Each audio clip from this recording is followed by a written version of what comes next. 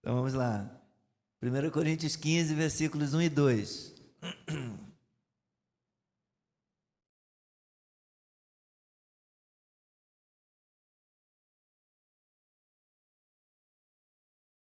Irmãos, venho lembrar-lhes o evangelho que anunciei a vocês, o qual vocês receberam e no qual continuam firmes. Por meio dele, vocês também são salvos, se retiverem a palavra assim, tal como a preguei a vocês, a menos que tenham crido em vão. Por ser um trecho curtinho, eu vou ler mais uma vez. Irmãos, venho lembrar-lhes o evangelho. Venho lembrar-lhes o evangelho que anunciei a vocês, o qual vocês receberam e no qual continuam firmes. Por meio dele, por meio desse evangelho, vocês também são salvos, se retiverem a palavra assim, tal como a preguei a vocês, a menos que tenham crido em vão. Nosso Deus e nosso Pai, obrigado, Senhor, pela Escritura Sagrada, obrigado por essa porção da Escritura, Senhor, sobre a qual nós vamos, ó Deus, construir, embasar, fundamentar a mensagem esta manhã, a mensagem do Evangelho. A mensagem não é outra senão a mensagem da cruz, a mensagem do Evangelho, o poder de Deus para a salvação daquele que crê. Senhor, fala conosco nesta manhã, edifica a nossa vida, Senhor, e glorifica o Teu nome no nosso meio, na vida da Tua igreja, em nome de Jesus. E usa-me. Amém. Podem sentar.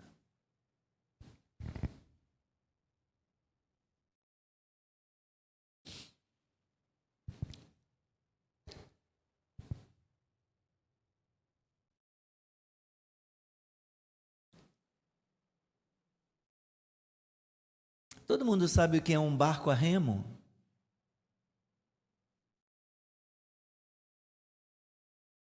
Existem vários tipos de embarcações, vários tipos de barcos. Existem barcos que são movidos a motor, os transatlânticos, os navios de guerra, o catamarã, alguns barcos pesqueiros,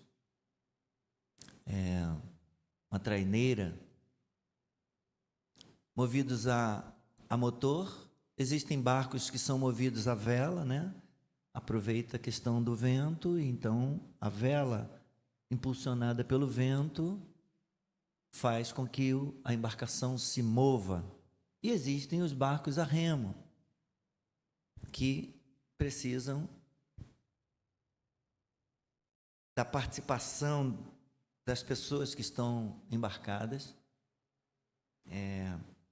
para que ele possa se movimentar. Se a igreja pudesse ser identificada com um barco, não seria um barco à vela. Também não seria um transatlântico, não seria um catamarã ou uma traineira movida a motor ou movidos a motor. Se a igreja pudesse ser identificada com um barco, ela deveria se identificar ou ser identificada com um barco movido a remo.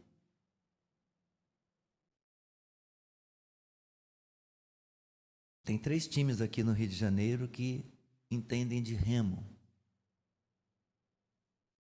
O Clube de Regatas Vasco da Gama é um clube que tem competições no remo, sua história está ligada às competições de regatas, né? O Botafogo também é o Botafogo Futebol e Regatas, e o Flamengo é o Clube de Regatas do Flamengo, mas entende um pouquinho de futebol também. Só tem um time que não não entende de regatas, só entende de futebol, por isso entende melhor que os outros.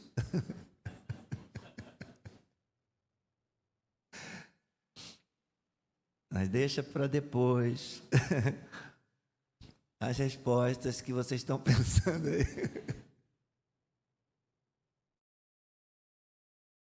O barco de regatas é aquela embarcação em que cada pessoa, o atleta, ela não entra para ser um passageiro, para ficar de braços cruzados assistindo os outros remarem. É um tipo de embarcação em que a pessoa, ao entrar, ela já toma o remo na mão.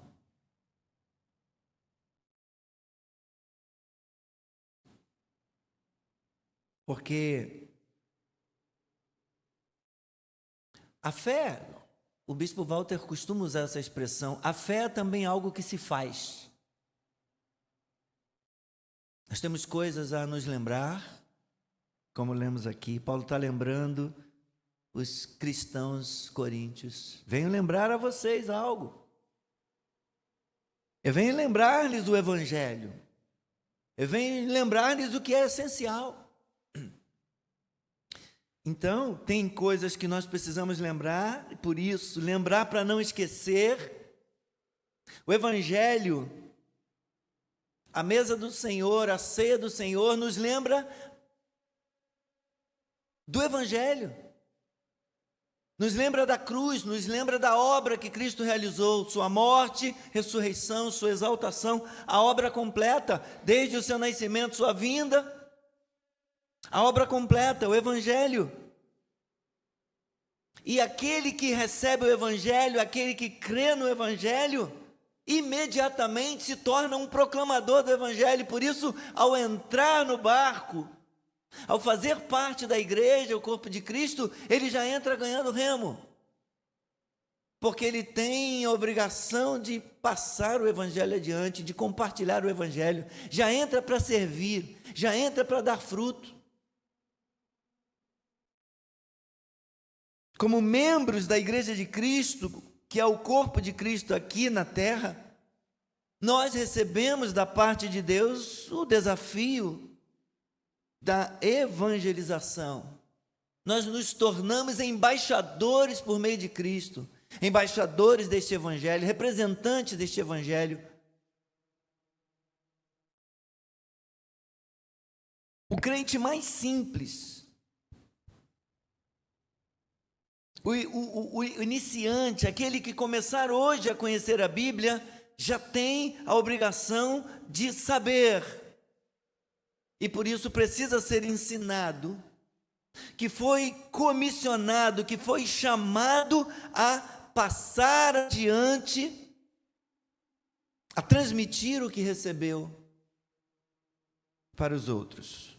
Ou seja, aqueles que receberam o Evangelho de Jesus Cristo pela fé, como diz o John Stott, têm obrigação de transmiti-lo a outros. Mas para eu poder transmitir a outros, eu preciso saber, e eu não posso esquecer. Não posso esquecer jamais. Irmãos, há muito trabalho para ser feito no tocante à missão da igreja, no tocante à evangelização, porque há muita gente para ser alcançada. No Brasil, existem 258 tribos indígenas, das quais apenas 34 possuem o Novo Testamento na sua própria língua. 118 dessas tribos não possuem missionários, compartilhando a fé, compartilhando o Evangelho com elas. E centenas delas não possuem nada da Bíblia traduzido. É necessário então que vá alguém que possa conhecer a cultura, fazer uma imersão, morar lá, residir, viver com eles, comer, dormir, acordar, conhecer bem, aprender a língua, a fim de conseguir fazer a tradução do Evangelho para a língua dessas pessoas. Existem 11 cidades no Brasil sem nenhuma presença evangélica. Uma cidade em Minas Gerais, chamada Queluzito, outra cidade na Paraíba, chamada Carrapateia, 9 cidades do Rio Grande do Sul, 9 cidades do Rio Grande do Sul. Boa Vista do Sul, Nova Alvorada, Nova Roma do Sul, Protásio Alves, Relvado, Santo Antônio do Palma, São Jorge, União da Serra e Vespasiano Correia. Estas cidades, estes lugares, não possuem sequer uma igreja cristã, evangélica, uma igreja protestante.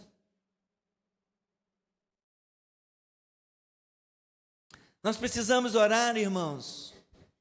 Temos conversado entre nós, pastores, no nosso retiro, sobre a questão da plantação de novas igrejas, do envio de missionários, de pastores pelo Brasil, não só no Rio de Janeiro.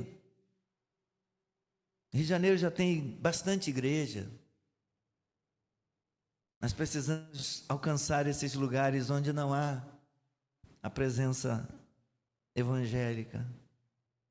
Precisamos orar para Deus salvar o Brasil, para Deus alcançar os povos não alcançados ainda pelo Evangelho.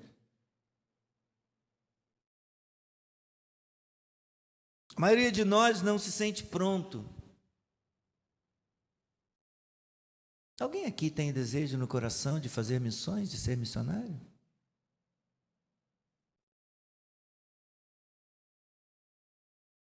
Sim, 3 pessoas. Desse lado aqui, alguém aqui?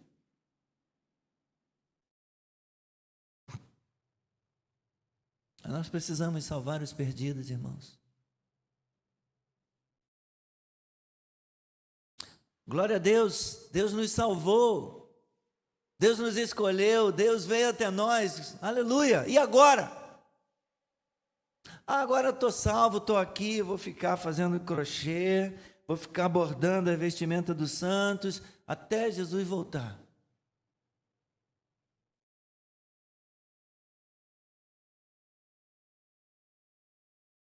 Nada contra fazer crochê.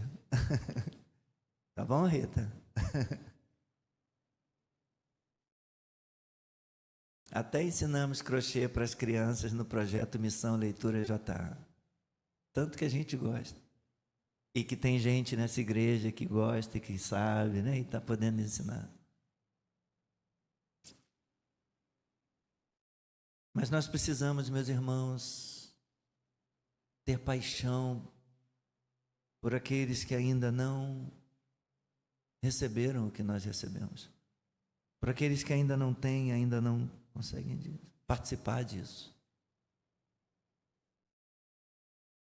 Quem vai salvar os da nossa casa? Todos os nossos familiares estão salvos? Toda a nossa parentela está na presença do Senhor?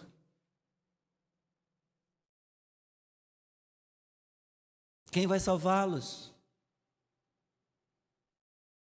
Como crerão se não houver quem pregue?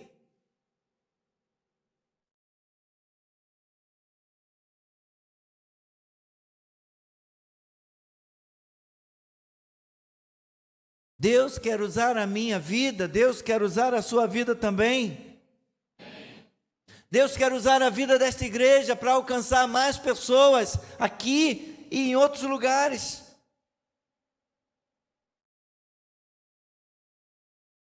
Hudson Taylor disse o seguinte: não são grandes homens que mudarão o mundo, mas pequenos homens usados por um grande Deus. Deus quer usar homens e mulheres desta igreja, Deus quer usar jovens, velhos, adolescentes, crianças desta igreja, Deus quer nos usar, irmãos.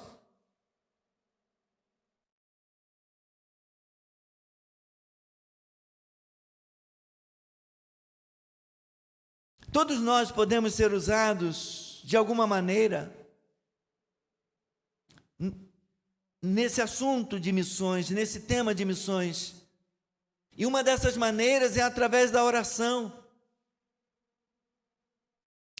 Adoniran Judson, um missionário americano que atuou em Mianmar, antiga Birmânia, Ele disse que muitos crentes consagrados jamais atingirão os campos missionários com os seus próprios pés, mas poderão alcançá-los com os seus joelhos. Se eu não posso ir, eu posso dobrar o meu joelho aqui e orar por um estado como nós oramos pelo Rio Grande do Sul, nesse momento calamitoso que eles viveram recentemente e ainda estão reconstruindo, ainda estão trabalhando para reconstruir. Temos orado por alguns países aqui, onde temos pessoas trabalhando lá, servindo, lá em Burkina Faso, lá na Ásia também, no Butão, no Nepal, na Índia, agora em Bangladesh também, com uma pessoa trabalhando lá com o nosso apoio. Oramos pela plantação dessa igreja cristã Nova Vida lá em Juazeiro do Norte, com o nosso missionário Lucas. Nós precisamos, meus irmãos. Todo crente pode orar pedindo a Deus a salvação dos perdidos, começando pela sua casa, começando pelo seu próprio lar, pela sua família.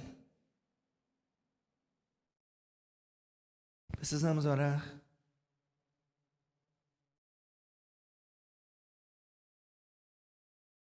Outra maneira de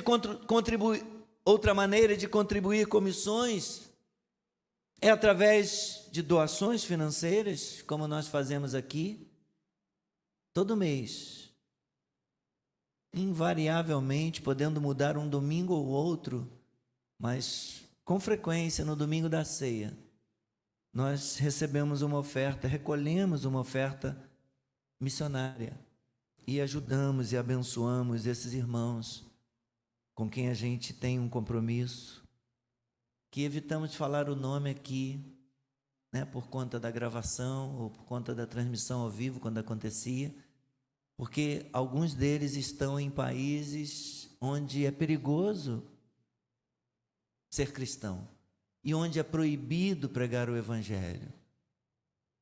Então essas pessoas estão sob risco. Mas nós podemos ajudar a iniciar um projeto missionário, uma nova igreja.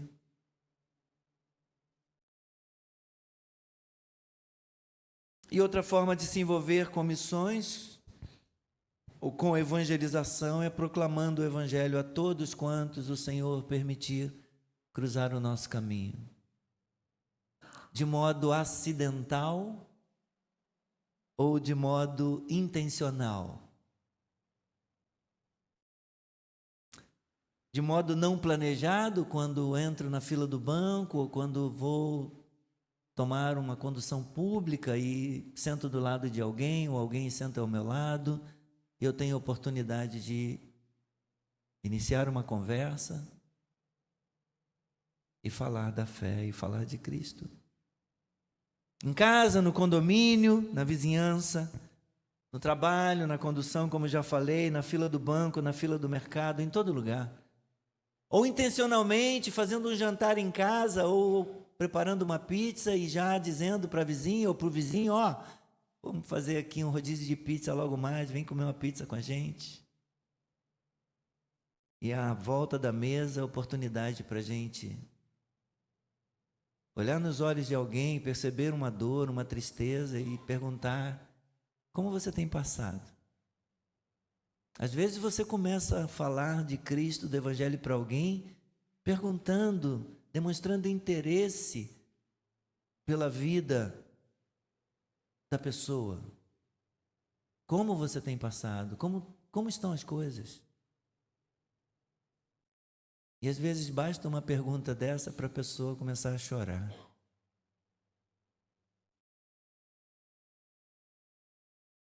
E você pode apresentar aquele que tem consolo. Você pode falar de Cristo como nosso advogado, como nosso defensor, do Espírito Santo como o Consolador, como o nosso Paráclito. Você pode falar do amor de Deus por essa pessoa, do plano de salvação de Deus para essa pessoa.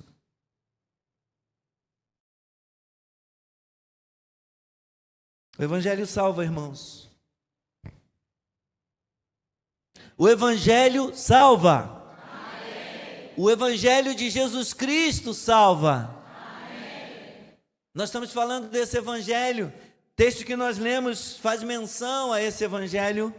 O Evangelho que salva. Irmãos, o Evangelho é a maior revelação de Deus para a humanidade, e o Evangelho de Jesus Cristo é a única mensagem pela qual alguém pode ser salvo.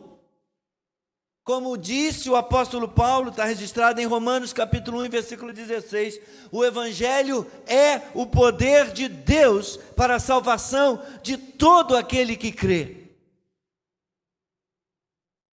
E ele diz que é do judeu e também do grego, do judeu e de todas as pessoas de qualquer nacionalidade. Consequentemente, o Evangelho é a única mensagem a que devemos nos apegar com tenacidade. E também aquela que devemos proclamar incansavelmente. Temos que receber o Evangelho, agarrar-nos a esse Evangelho e proclamá-lo incansavelmente ao longo da nossa vida. O texto de Paulo, na sua carta, na primeira carta aos Coríntios, capítulo 15, versículo 1, começa dizendo: irmãos, venho lembrar-lhes o Evangelho. Paulo está trazendo de volta à memória, ele quer resgatar, ele quer refrescar a memória daqueles cristãos, daquela igreja em Corinto, trazendo de volta o Evangelho, porque eles já haviam aprendido isso. Paulo pregou o Evangelho pela primeira vez em Corinto, irmãos, por volta do ano 50 depois de Cristo. Está registrado em Atos dos Apóstolos, capítulo 18, versículos 1 a 18, onde ele tem a oportunidade, ele alcança Áquila e Priscila, e eles vão se tornar companheiros de Paulo. Eles eram fazedores de tenda também, e eles vão trabalhar com Paulo, e ele vai ter a oportunidade de pregar então pela primeira vez em Corinto, nessa ocasião. Irmãos, por causa da busca frenética para obter mais conhecimento, os coríntios negligenciaram o que era essencial. Eles negligenciaram o que era mais importante, as verdades simples e a aplicação do Evangelho. E como é grande a tentação de ignorarmos o Evangelho hoje em dia também. O grande número de questões com as quais nós temos de lidar pode fazer com que afastemos de nós o Evangelho da vida, o Evangelho do amor, o Evangelho do perdão em Jesus Cristo, até que o percamos de vista. São muitos afazeres, são muitas preocupações. Vivemos no mundo de Marta. Marta, Marta, você está sobrecarregada com muitas coisas. O que aconteceu com Marta, sobrecarregada com muitas coisas? Ela deixou de escolher a melhor parte. Ela negligenciou o que era essencial. O Evangelho, o próprio Cristo, o estar na presença dEle, o estar aos pés de Cristo. E isso não aconteceu. Se aconteceu nos dias de Marta, e nem tinha celular, nem tinha internet. Internet nasceu agora há pouco, aqui em 1995. Não tinha rede social.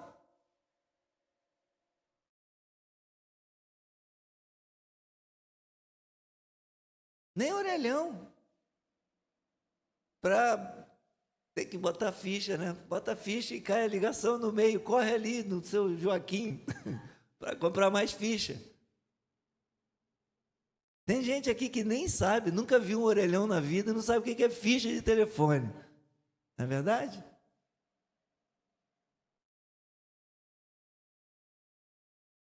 Irmãos, venho lembrar-lhes o Evangelho. Lembre-se do Evangelho, não se esqueçam do Evangelho.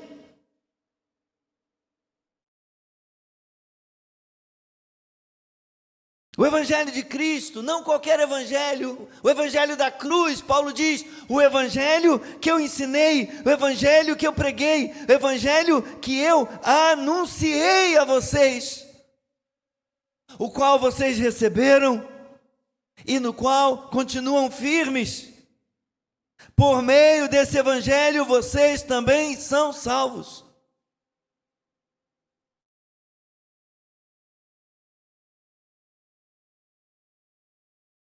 Outra tradução diz: por meio dele sois salvos. E essa frase, sois salvos, ou são salvos, ela é traduzida de um verbo no tempo presente que descreve, irmãos, de modo misterioso, tanto um processo como uma realidade. É algo já realizado, mas é algo que continua. Pode ser traduzido como: por ele vocês também estão sendo salvos. Vocês foram salvos, vocês são salvos e vocês estão sendo salvos. E a gente precisa ter isso em mente, irmãos, que as Escrituras, elas descrevem a salvação em 3 tempos: passado, presente e futuro. E ignorar qualquer um desses tempos ou qualquer um dos aspectos da salvação vai nos levar a uma visão distorcida dessa salvação como um todo.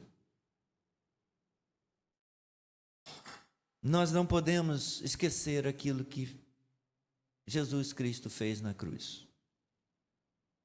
No passado, Deus me salvou e Deus salvou você também. Aleluia, graças a Deus. Ele nos salvou da condenação do pecado. Isso aconteceu no momento da conversão, quando nós cremos no testemunho de Deus a respeito do Evangelho e fomos considerados como justos, juntamente com o crente Abraão. Ele creu, e isso foi atribuído a ele como justiça. E assim como Deus fez com Abraão, ele também faz com cada pessoa que crê. Ele atribui a justiça, não a justiça da pessoa, mas a justiça de Cristo, e diz: então, mesmo sendo você um miserável, mesmo sendo aí esse pastor Gilson um miserável, perdido, mesmo não merecendo, mas eu vou te declarar justo. Eu vou declarar você justo. No presente, eu e você, nós somos salvos do poder do pecado. O pecado não mais tem domínio sobre nós.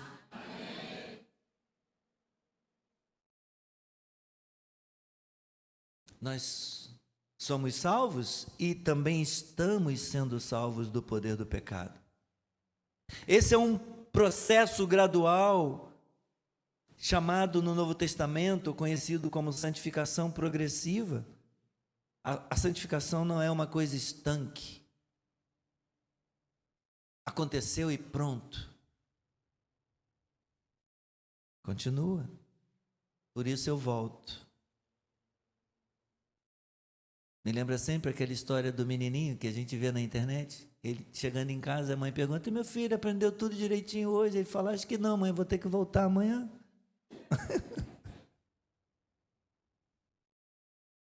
Nós também estamos aqui porque a luta continua, essa luta contra a carne. A necessidade de sermos santificados, de sermos aperfeiçoados, continua a necessidade, por isso a gente volta.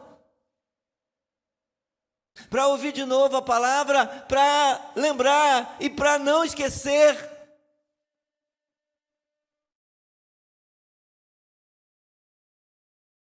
É progressivo. O crente é feitura de Deus, Deus está trabalhando nele tanto o querer como o realizar, segundo a sua boa vontade. Mas nós precisamos perseverar, nós precisamos manter-nos firmes nesta caminhada. Paulo fala disso, o evangelho que eu anunciei a vocês, o qual vocês receberam e no qual continuam. Vocês continuam firmes, vocês estão aí, vocês perseveram, vocês persistem, vocês avançam.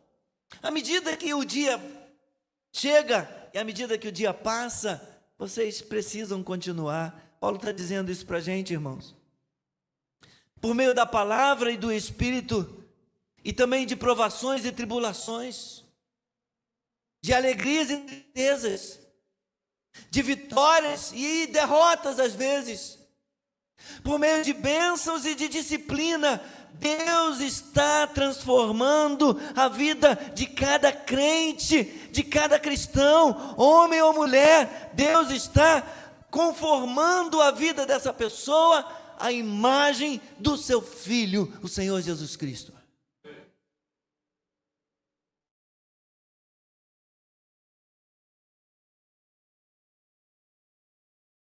No futuro, eu e você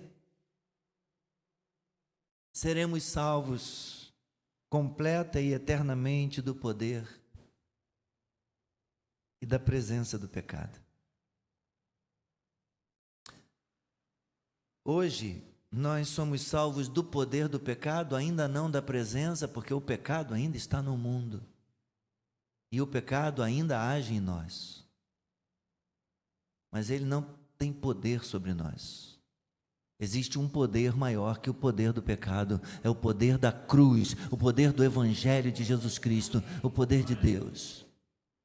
Mas nós ainda não fomos livres da presença do pecado.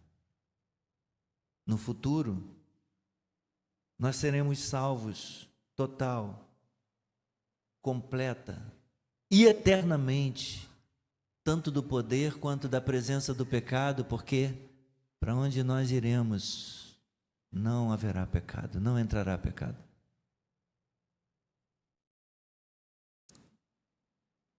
Alguém cantou isso, né? Alguém botou isso no hino, né? No céu não entra pecado, fadiga, tristeza, nem dor.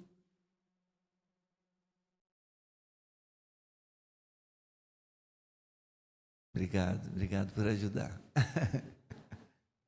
O pastor canta muita coisa velha, né? Esse estágio final é chamado de glorificação.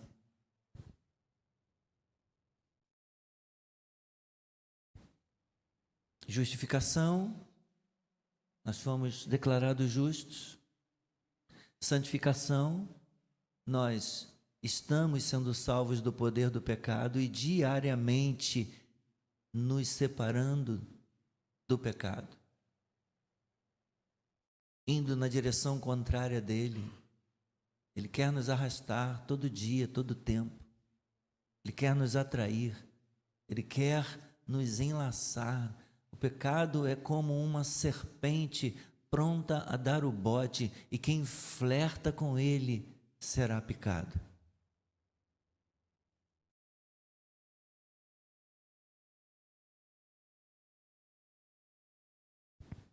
No futuro, então, receberemos um corpo glorificado, e aí o pecado já não mais nos seduzirá. Esse estágio é chamado de glorificação, e ele é tão certo quanto os outros, porque aquele que começou a boa obra em nós há de completar, há de terminar. Deus continua, meus irmãos, Deus continua o mesmo, Deus continua usando o Evangelho também continua o mesmo. O Evangelho não mudou. O que Deus oferece aos homens nesse mundo pelas Escrituras é a salvação, é a vida eterna. E Deus escolheu fazer isso através da pregação do Evangelho de Jesus Cristo. Graças a Deus por Jesus, graças a Deus pelo Evangelho. Embora nesses tempos modernos estejamos assoberbados, estejamos tentados como discípulos e como igreja a oferecer às vezes e prometer coisas a mais para as pessoas, tipo felicidade. Venha para a igreja para ser feliz. Venha para a igreja para você prosperar, para você enriquecer. O Evangelho não se propõe a fazer ninguém prosperar. O que faz as pessoas prosperar e enriquecer se chama trabalho, irmãos.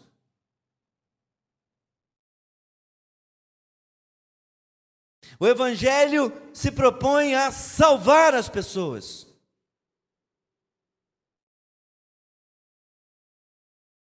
Paul Washer diz que há duas coisas certas que Jesus promete para mim e para você. Para nós que cremos no Evangelho. Ele promete uma salvação eterna na qual esperar. E uma cruz na qual morrer.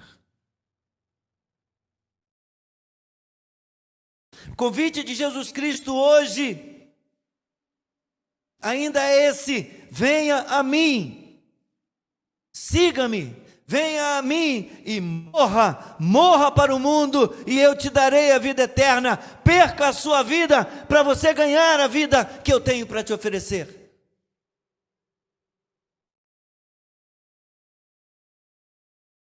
Se hoje você ouvir a voz de Deus e quiser atender o seu convite para receber a salvação, com todas as cabeças curvadas,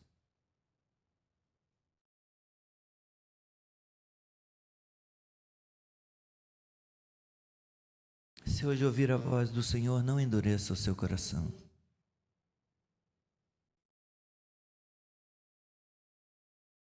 Se você não tem certeza da salvação e hoje você quer recebê-la, hoje você quer abraçá-la, se você ainda não atendeu o convite de Cristo, venha a mim e morra para o mundo, e hoje você quer morrer para o mundo e viver para Deus e viver para Cristo, então, com todas as cabeças curvadas, você pode vir aqui à frente ou você pode apenas acenar com a sua mão.